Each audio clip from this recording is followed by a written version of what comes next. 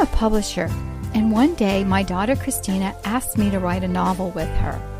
Well, that day was long ago, and that little girl is now an adult. But our novels live on. The Truth Seekers Mystery Series highlights a homeschool family, the Murphy teens, in an action-adventure novel that is sure to entertain as well as teach creation truths. To get your copy, visit our website at truthseekersmysteryseries.com.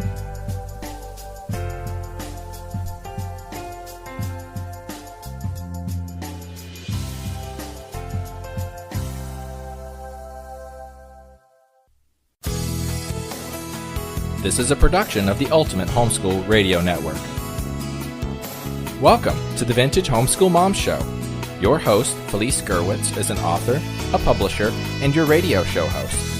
She will encourage, educate, and inspire you with answers to your most pressing questions from homeschool, marriage, parenting, and much more. Felice loves to equip moms to live a Christian life because every moment counts. Be sure to visit her website at mediaangels.com. And here's your host, Felice Gerwitz.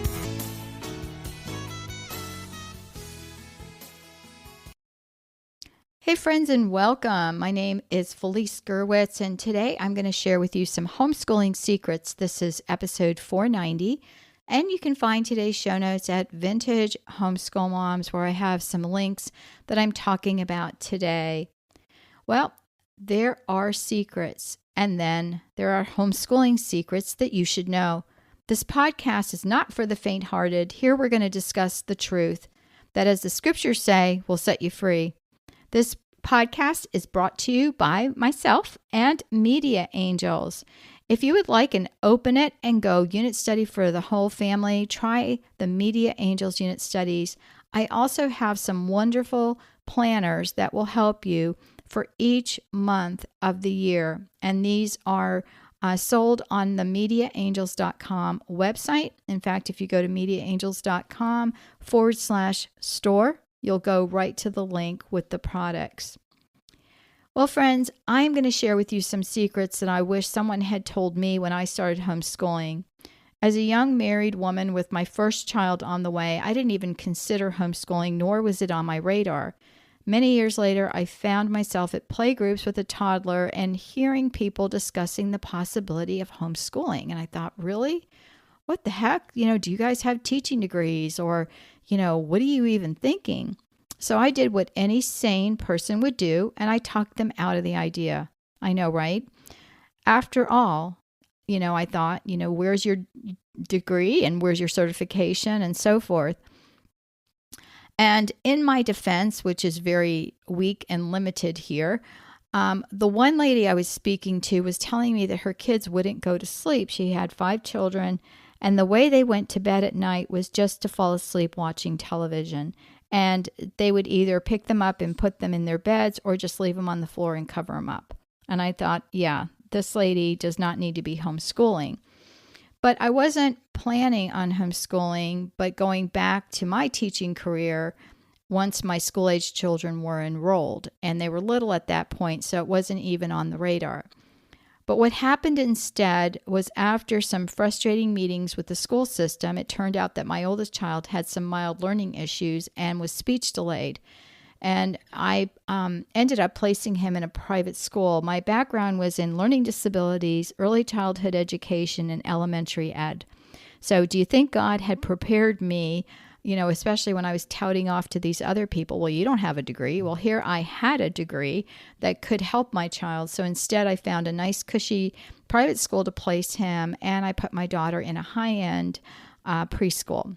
And so I enjoyed being with the moms and, doing the mom thing while your kids were in school. But then I started researching, and one of my friends introduced me to this lady. Her husband was a doctor at the local hospital, and she had her master's degree in education, and she had started homeschooling her daughter. And the reason we were introduced was we both had a background in education. So she helped talk to me about homeschooling and putting it in perspective. And after a frustrating year of my son being in school and it not really helping him out. I ended up pulling him out mid-year with the, thought that my husband and I discussed it, and he said, well, if it doesn't work, you can just put him in school next year, and it would be just like he would repeat, kindergarten again. I mean, who flunks out on kindergarten? But it turned out that my son just needed that one-to-one. But the way I started homeschooling was all with textbooks, and that was not what was best for my son. It just really wasn't going to work for us. And so I looked into our state laws, and other than following the laws in your state, and I tell you what, I've seen some of the laws in some of the states that are very restrictive, even down to telling you what books you have to use. And truthfully, I would have really made the decision to move or put myself under an umbrella school. So there's a lot of legal jargon that goes into homeschooling. And if you're new, I don't want to overwhelm you with that. I know we have other podcasts on the Ultimate Homeschool Podcast Network that deal with those topics.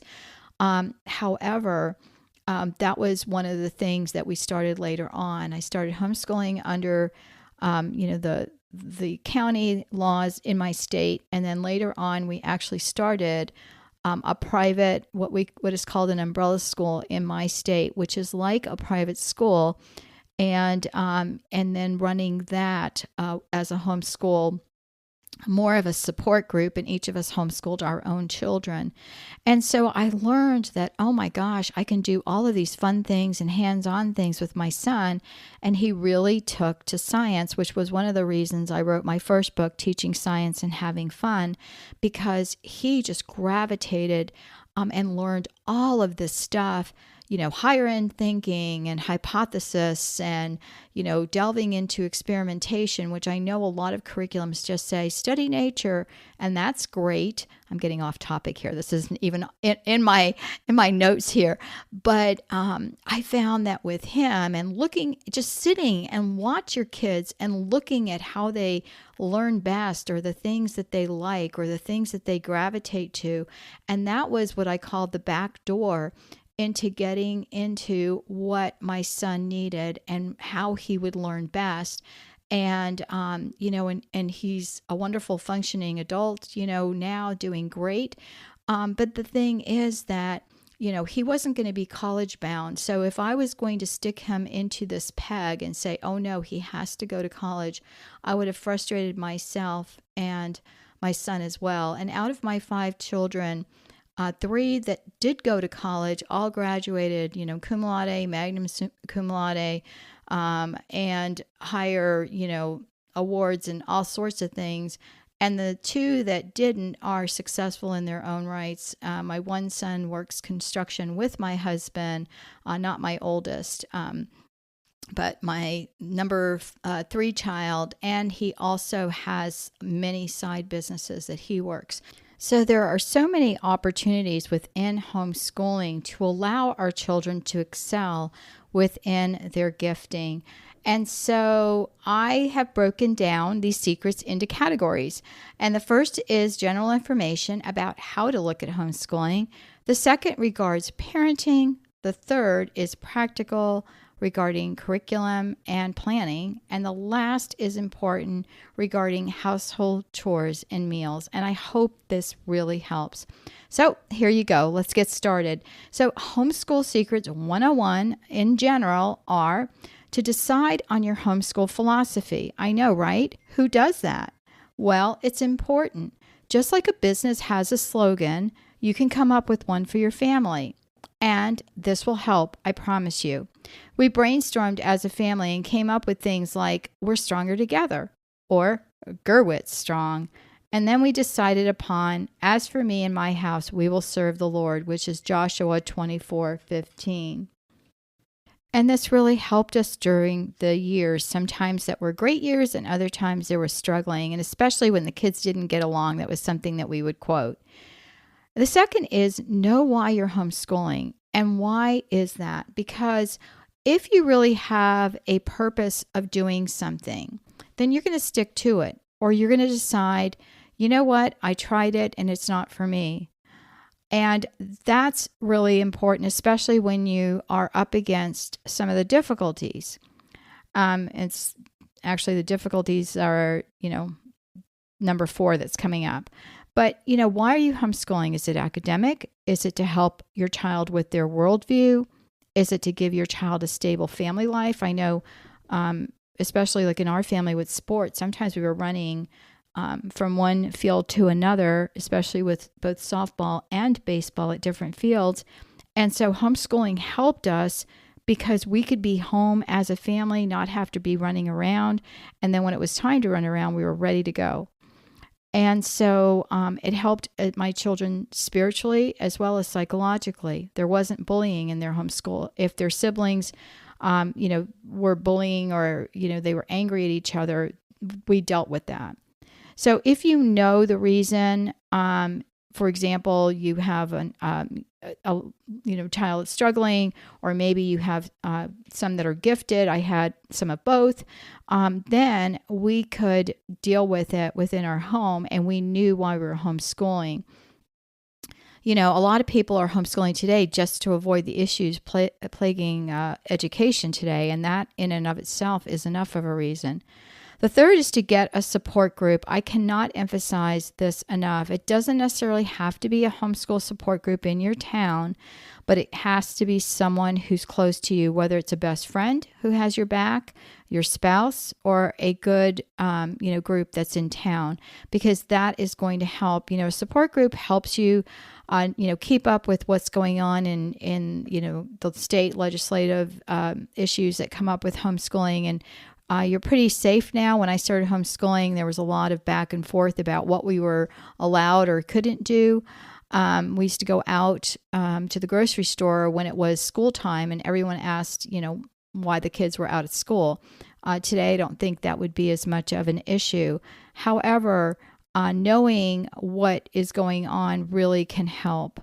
And then just knowing that you have someone that you can talk to that isn't going to, say that your decision's wrong, but just going to support you. And the fourth is ignore well-meaning extended family members who think they know what's best for you. God bless our family. We had different reactions depending on, what flavor of the month it was, but just respond politely. If you're Southern, something like, bless your heart. Thank you so much for sharing your opinion with me. I know the bless your heart's not really a compliment in Southern circles, but you know what I'm saying? It goes a long way over arguing your point. My mother-in-law was insisting, because my son was speech delayed and he had some speech difficulties, that we needed to get him books on tongue twisters, and that if he said tongue twisters, he would be able to speak better. And so I, listened to her and thanked her for her advice. And God bless her, she spent a summer, they would go up to New York and upstate New York where their family was from, and just spend a month there every summer or longer. And she went to the library and diligently copied page after page after page of tongue twisters. And so this did not work with my son, and he became very frustrated. And I just thanked her profusely for taking all of that time in her beautiful cursive writing to put it together. My son's and my husband and I spent a lot of money on speech therapy 3 times a week for my child. So he did get that taken care of. But the thing is, we have to show our children by example, and that's not, again, on the list, but our kids are going to be watching us. And everything that they learn is going to be our example, unfortunately. And they don't ever pick up the good things. They just pick up the negative. So, again, if you have that support group, this isn't going to be a problem. The fifth is to select a time frame to homeschool. For example, I'm going to do this for 1 year. I had a friend who, that's what she would say. I'm going to do it for this year, and I'm all in. But she couldn't promise to do it for another year. So for her, it was 1 year at a time, and she homeschooled almost all the way through with her 5 kids. So that's important. And then the fifth is, that's the fifth, to select a time frame. So again, decide your homeschool philosophy, know why you're homeschooling, because if you have that information, then you're unshakable. Get a support group that is going to be there for you and have your back. And that's what this whole network is. We have a wonderful Facebook page. It's actually a group. If I remembered it, I would tell you what it is right now. But I can have it in the show notes. But it's part of our Ultimate Homeschool Podcast Network. And I think it's called something like Homeschool Podcast Family. But I don't remember exactly what it is. So you can always email me at felice@mediaangels.com. If I don't have it in the show notes, but it should be under Homeschooling Secrets, episode 490. I'll get that there. And so there's your support group. And then ignore, be polite, but ignore well-meaning extended family, and then select a time frame that you are going to homeschool and stick to that. Another is homeschooling, secret is under parenting. So the first is that you, should consider creating a family bond. I cannot tell you how close our family is. It was funny, something came up the other day, and my now adult daughter, who's 25 and, head coach at a private Christian school, she's a single young lady, and she said to me, said something, and she goes, "What I love about our family is that we're not the I'm dead to you or you're dead to me kind of family." And I just thought to myself, what? And she gave me an example of something was happening in a family situation, and that's what one of the siblings said to the other. I mean, I was just horrified. And our family is close-knit. Our family is, is there for each other. And I just love that. And that's because we created memories. I have a podcast link I also put there that you can click on that's called Family Bonding Time. And it's not necessarily a bunch of activities you can do, but some heart issues of what I'm talking about. The second is to know that you are the parent and you are in charge. I am the strong one in the family. My husband's more permissive. And I had to really get over, if you're a mom listening to this, maybe you get me, but I had to really decide that I was going to deal with it and not be upset that he wasn't being the strong one. And as my children have gotten older, because all my youngest is now 23 and the oldest is in their 40s, one's 40 and one's 42, I've heard my kids say things that were very complimentary, like, "Thanks, Mom, for keeping us, towing the line. Thanks, Mom, for your wisdom," and all of that kind of thing. And it wasn't always easy because I didn't always want to be, quote unquote, the one who, had to be the disciplinarian. But I just told my kids, I go, obedience is not an option, and you just need to get on board. And I set some boundaries. Kids are going to push their boundaries. My husband says kids are gamblers, and if it was a major infraction, we were both right there and we were talking to them. But I also let my kids know what was going to happen each day. Before they went to bed, I would, say to them, "Tomorrow is going to be great. I've got some good things planned that we're going to do." And then at one point I was like, gosh, why am I so frustrated? Because I just want to say, "Mom, what are we doing tomorrow?" And I'm thinking, why are you asking me this question? Well, it's because I set them up for that, right? I said, we're going to do something really exciting because I wanted them to be thinking about the next day with something to look forward to and not thinking, oh my gosh, we have another day of school. And so, I would always have to be prepared about what that was going to be. And that was part of what I call getting my kids on board and getting their buy-in, because they're going to work much harder and much better if they know what the buy-in is. And for my kids, it was number 3, giving them time to think. If you've listened to my podcast for a while, you will hear this it's a recurring refrain. And actually, I went and looked to see if I had, I'm on podcast 490, so you can't expect me to remember every topic I've done. But I went back and looked, and I don't have one on giving kids time to think. I know I did a big presentation for someone else, and I will give you a link to a blog post that I didn't write, but my assistant did. And it was on that topic that, she got from my notes. But I will do a topic on that because my kids knew that if they got their schoolwork done and they were, good about things and not complaining, because I would always say too, if you complain, that means the translation to that is, Mommy, give me more work, or Mom, give me a chore to do.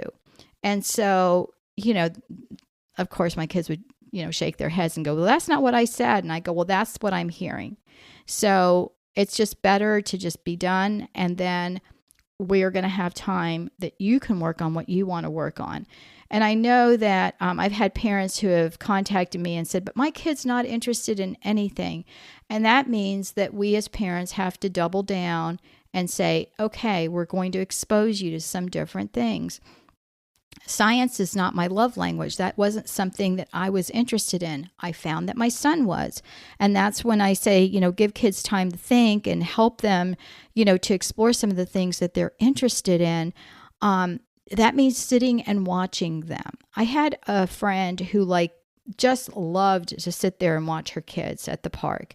And I thought to myself, gosh, I finally get 2 minutes, with my kids playing, and you want to talk to me about, aren't the kids cute and what they're doing? And this is a really good friend of mine that, still to this day is one of my best friends.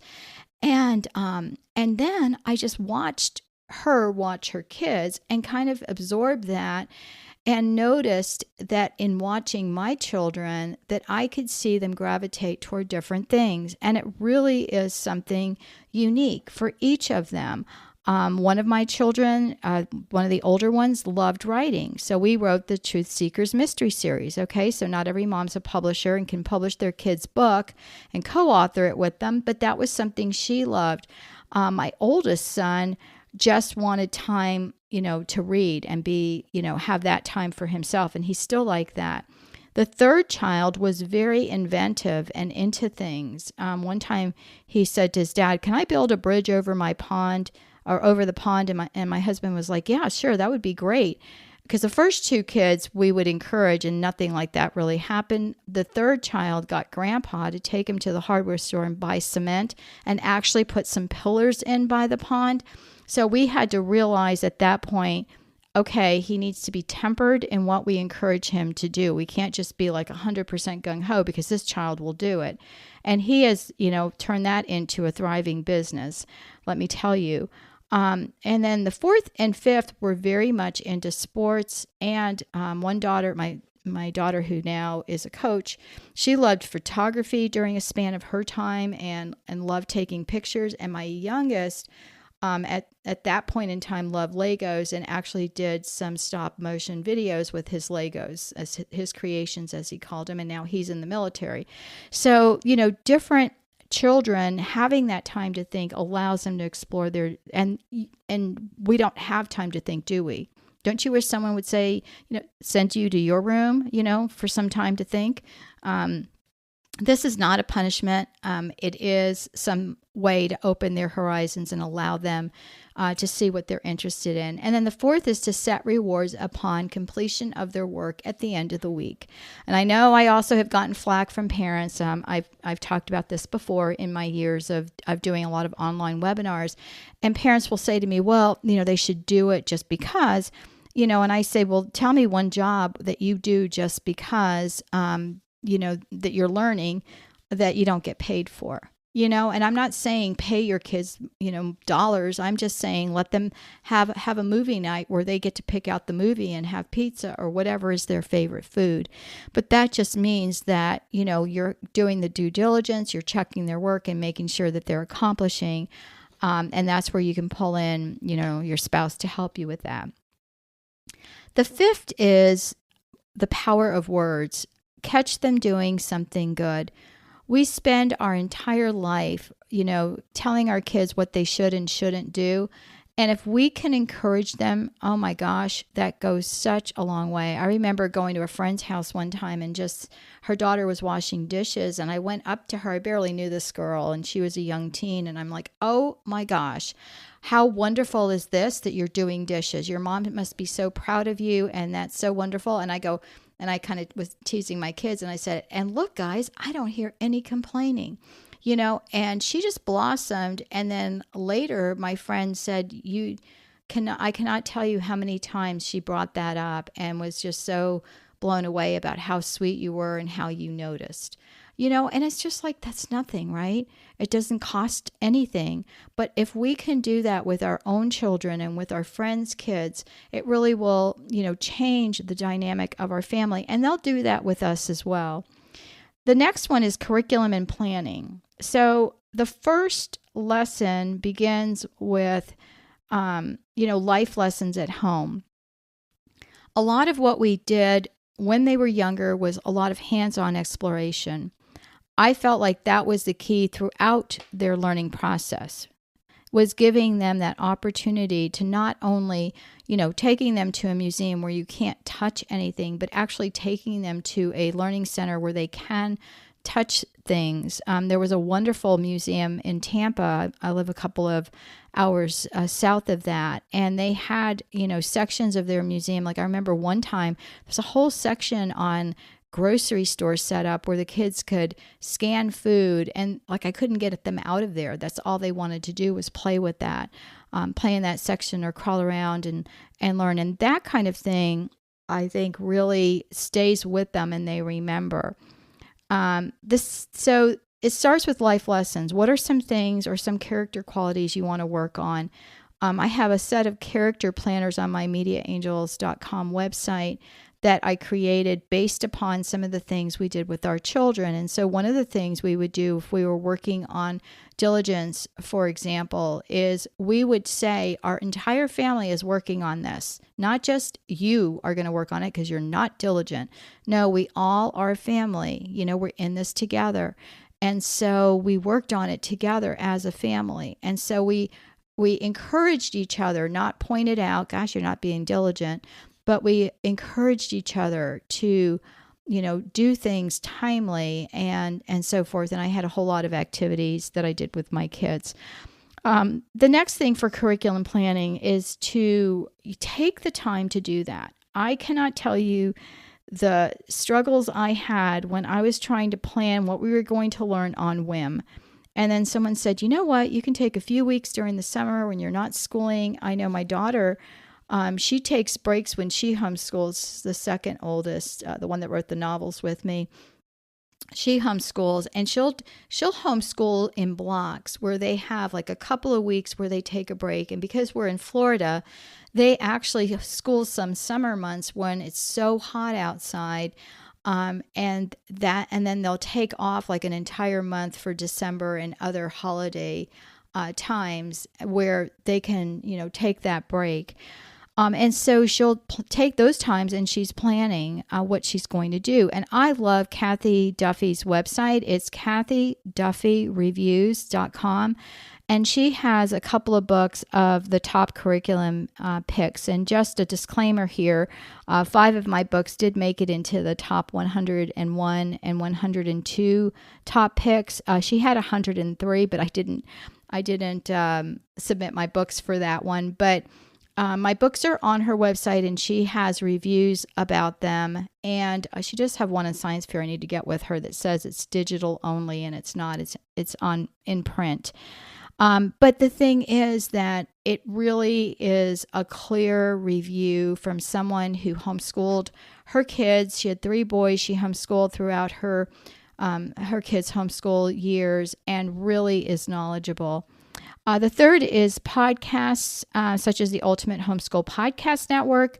I would go to convention and tell people about our podcasts, and they didn't even know we existed. And we're going into year number 10. So that's kind of, a free resource for you, and you can search for any topic, and we've got a podcast for that. The fourth is, again, plan your year during the summer or some block of time. And then one really simple homeschool secret that a friend showed me, and I'm like, oh my gosh, this is so easy.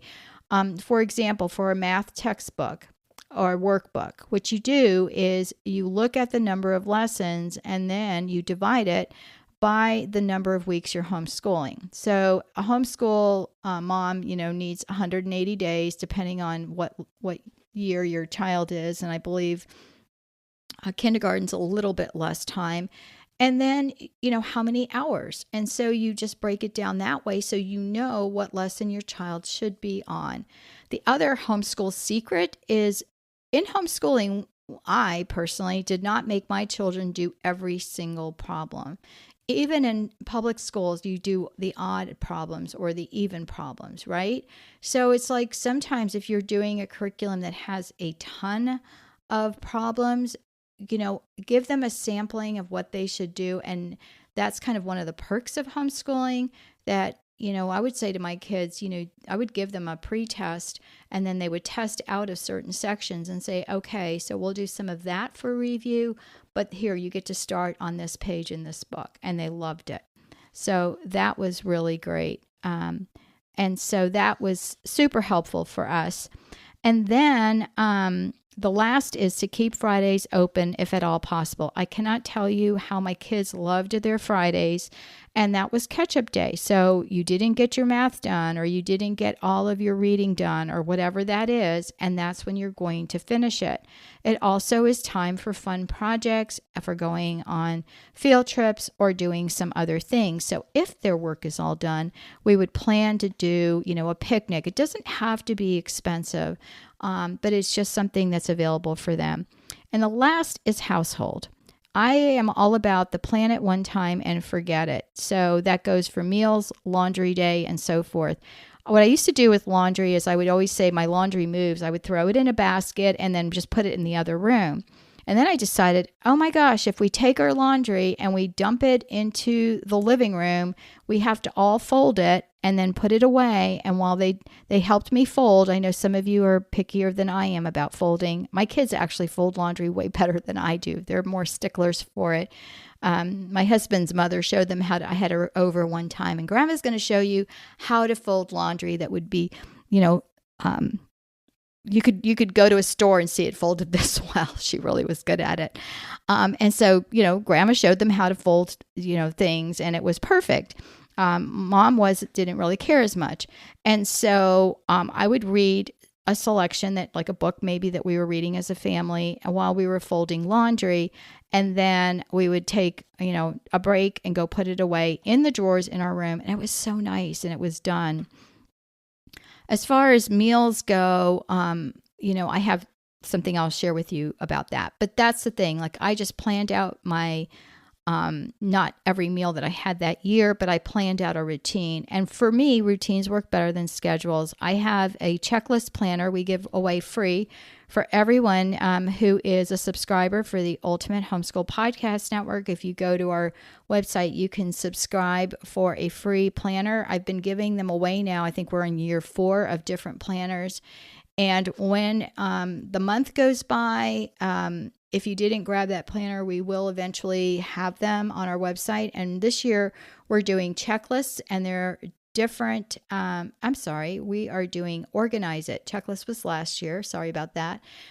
This year is all about organization. So we're organizing different things. And, I'm recording in March, and this month it was on organizing your kids' room. And next month is going to be on organizing your meals. And that should be really good. And so, that really is helpful to us. And then, for me, it's routines. And, like I said, we had a checklist planner last year that was more of, these are some things for each month. So get into that routine. Decide what day you're going to do laundry. Decide what day you're going to do some, cooking or whatever that is. Decide what day you're going to do whatever it is that you need to get done. And then the third is, which I really love, is all hands on deck. Again, we're trying to create this camaraderie within our family. And if you have an only child, then that's going to be with you. But you want that bond there, right? And so we can enlist our kids to help with chores. I found out how horrible I was in doing that with my first 2 when number 3 came along. And I remember my daughter just saying, this is the one with all the kids now, so I always tell her there is a God, but like she couldn't do dishes. So here the child was at 12, and she'd help clear the table, help make meals, help do laundry, help with all of this stuff, but like she hated dishes in the sink because it smelled bad and she felt like throwing up. And I remember just telling her I was exhausted with the baby, and I just said to her, sweetheart, there's a garbage disposal on the right-hand side, and just make sure there are no dishes there. And if you need to throw up, just throw up in the sink. I need your help. And then she had to do dishes. It wasn't her fault that I didn't ask her, more consistently to do the dishes, but it had to be when I was at wit's end for me to get her to help. And so, it's a whole different thing if, we always want to do it all ourselves, or would rather not, do different things. So one of the things I did with the kids was I sat them down, and this is why she didn't do dishes, is because I would say, what is the chore you want to do? And so, like, I had a son who didn't mind emptying the dishwasher. Someone else didn't mind picking up the whole, downstairs living room, kitchen area each day. I had another one who helped, put all our school books away. So everyone had the jobs that they didn't mind doing, and it made it go a lot quicker. But sometimes you run out of kids, right? Or there's more stuff to do than needs to be done. So we have to have some chores that are, assigned. The fourth is bulk cooking. I was never one who could buy into the, take all weekend and plan it out and make meals for the next 6 weeks. That's not how I do it. If you can do it, God bless you, go for it. But I was one that could maybe double or triple a meal. So, for example, if I bought pork to make pulled pork, I would just cut it in 3 and have one for one meal and freeze the others, right? Easy. Or I would make lasagna, and that I actually did make, 3 or 4 trays because it's a mess to make, and I make my own sauce and so forth. So, that I really did work ahead. Now I don't have as big of a family at home. So like I will do things like I will make extra tomato sauce, and then I freeze it in mason jars, and I can pull them out, give them to my daughter when she comes home for the weekend so that she has a meal, and that sort of thing. But it's just easier for me to just make a little bit extra instead of, cooking on a whole weekend and planning it out. Because, you feel like eating different things. And so if you have your menu for the month, that will go so much easier. I'm telling you, it's great. And then the fifth is plan strategically for your trips away from the house. So one day can be doctor, lessons, grocery store. God bless the improvement in grocery shopping. One of the things I didn't mind, but it got to be, overwhelming with kids. And now you can order online and pick it up. We just did that today. It's wonderful. So overall, the secret to homeschooling is to be true to yourself and your goals and your vision. And once I lost that and I really floundered, and this was when my 2 oldest were older kids, and, my daughter had moved out and she'd gotten married. And I just found, gosh, I had so much more energy with my younger kids, and we did lessons and we, did all this stuff. And I remember my daughter coming over and she's like, Mom, the kids won't complain to you because, of course, if they complain, that means Mom, give me more work. But they were telling her that school wasn't fun, and it wasn't, getting to be done was, just taking them longer. And I said, you know what, you're right. And I said, I need to really look at that. So I started adding some things like science fair projects and history fairs, and then giving them more time to think and to delve into their own interests. And then we added sports, something that my husband really wanted to add more so than I did.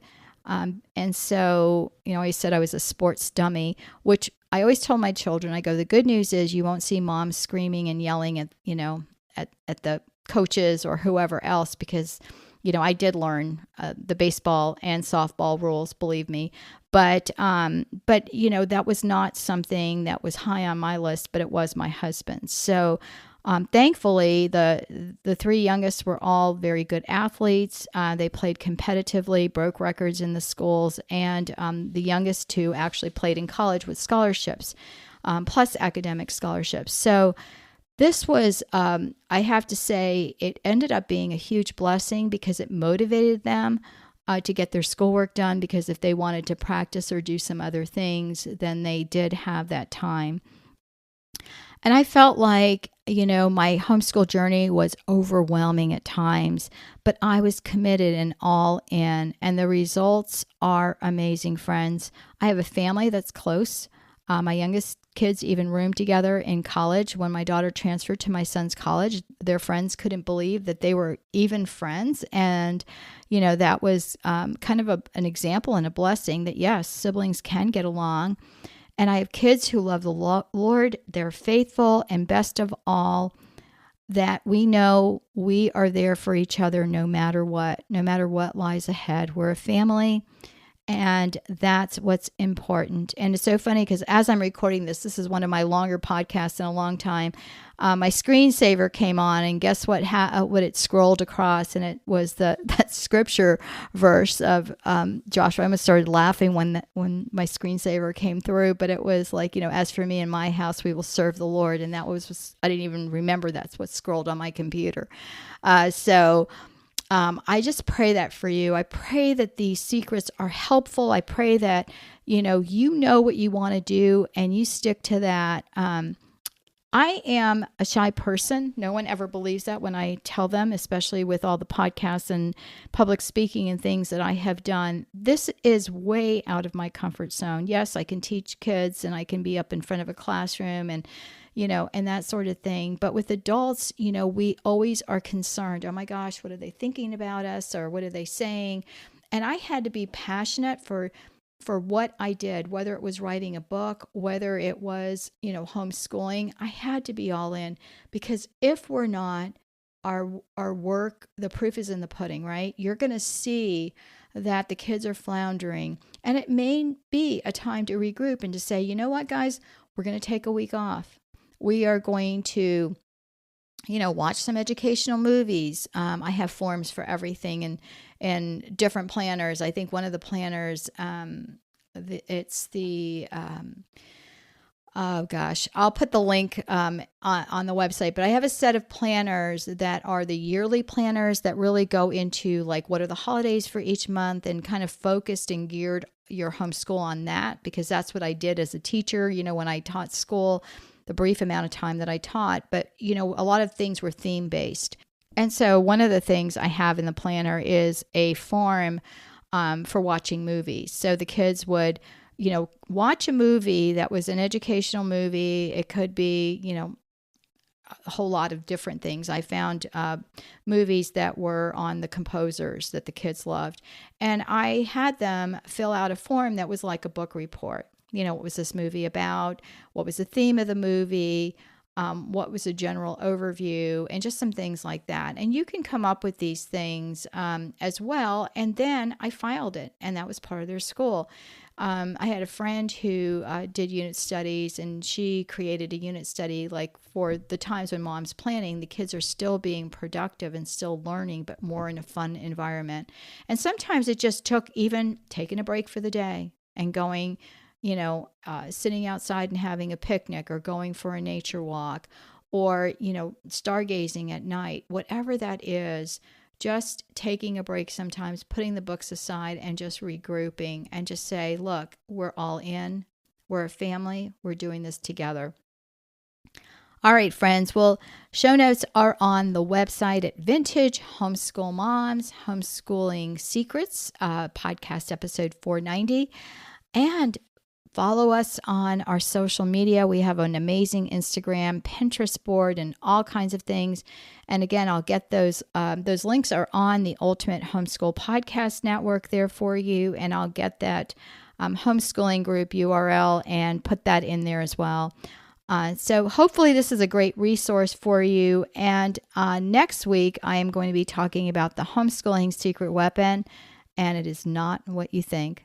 Take care. God bless, and I'll talk to you soon. Bye-bye. Thanks for tuning in to the Vintage Homeschool Mom Show. Visit Felice at MediaAngels.com and theVintageHomeschoolMoms.com. Vintage Homeschool Moms is a production of the Ultimate Homeschool Radio Network.